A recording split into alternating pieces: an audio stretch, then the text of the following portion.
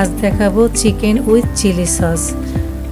প্রথমে চিকেনগুলো নিয়ে কাঁটা চামচ দিয়ে কাচতে লাগবে, ভালো মতো কাচতে হবে যাতে মশলাগুলো চিকেনের মধ্যে ঢুকতে পারে।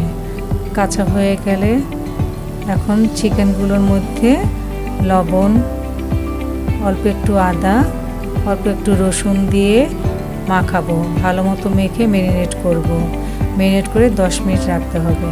এবার মিক্সিতে তেজপাতা, লবঙ্গ, গোলমরিচ, এলাচি আর কয়েকটা কাঁচামরিচ দিয়ে পেস্ট করব।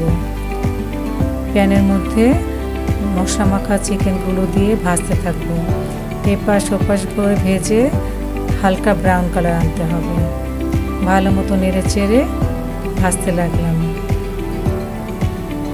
ভাজা হয়ে গেলে প্যানটা আলাদা করে সরিয়ে রাখবো। এবার কড়াইতে তেল দিলাম, তার মধ্যে 2 চামচ পেঁয়াজ বাটা, 1 চামচ আদা বাটা, 1 চামচ রসুন বাটা,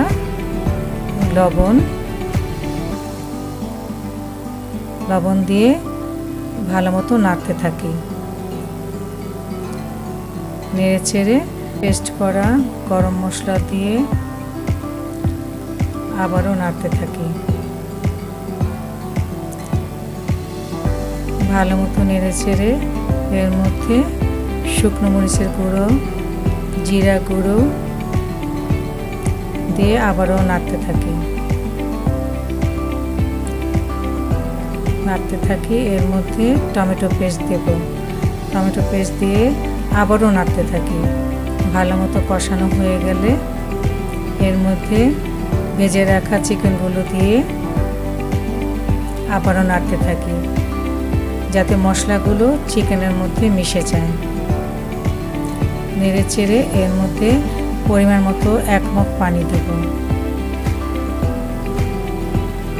পানি দিয়ে একটু নেড়ে চেড়ে ঢাকনি দিয়ে ঢেকে মিডিয়াম আঁচে রান্না করতে হবে। ঢাকনি উঠে আবারও নাড়াচাড়া করি, একটু নেড়ে আবারও ঢাকনি দিয়ে ঢেকে দেব।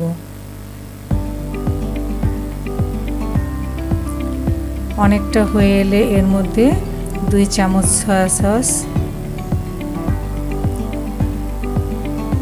বেস্টের চিলি সস, আমি বেস্টের চিলি সস পছন্দ করি, আপনারাও ট্রাই করে দেখতে পারেন। হাফ বোতল পরিমাণ মতো দেব। দিয়ে নেড়ে চেড়ে কয়েকটা কাঁচামরিচ দিয়ে দেব।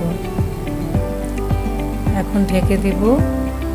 এখন লো আঁচে রান্না করব। হয়ে গেল আজকের chicken with chilli sauce.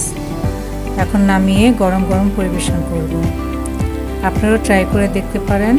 Comment করে জানাবেন কেমন লাগলো। ভালো থাকবেন।